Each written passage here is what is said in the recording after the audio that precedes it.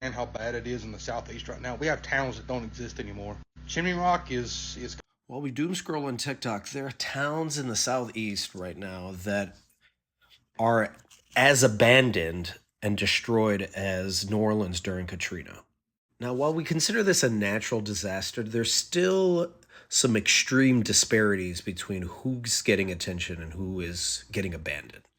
This is from the International Journal of Transitional Justice, where they say, generally speaking, in disaster studies, disasters are distinguished from natural hazards and are understood as socially constructed products of historically rooted structural inequalities, in which vulnerability disproportionately falls on those who are already marginalized.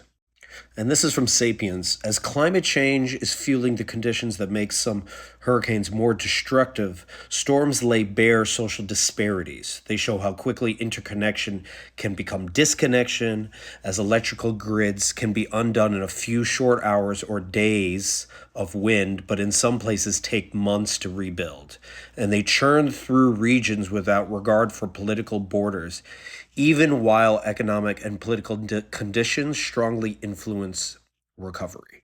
I think there's like a pattern to how we watch this stuff, where we see something, we get really sad, maybe we donate, and then we go on with our day, not realizing each and every natural disaster gets closer and closer to us until we're the ones making the videos that other people are watching.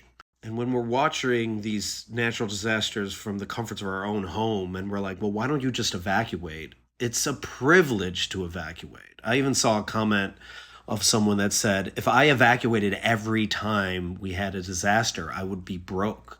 Others might say, well, why don't you move? There's an assumption that you just can just up and move. Like you can afford another place, especially in an economy like this, and that you have a network or a community that you can lean on. Maybe that's the only community they have.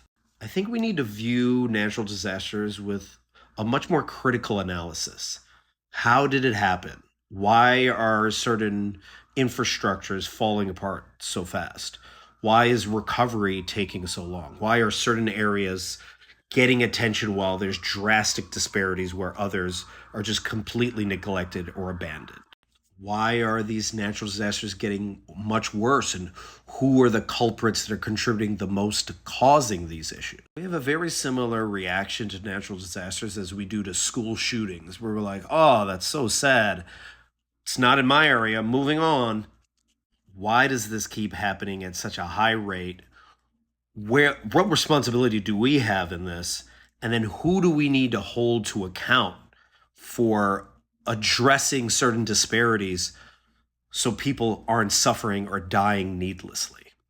I think what's also extremely disturbing is we're investing more money abroad in wars, killing other people, rather than investing in infrastructure here that actually could save lives. We're spending more money killing people rather than saving people. Does that make sense?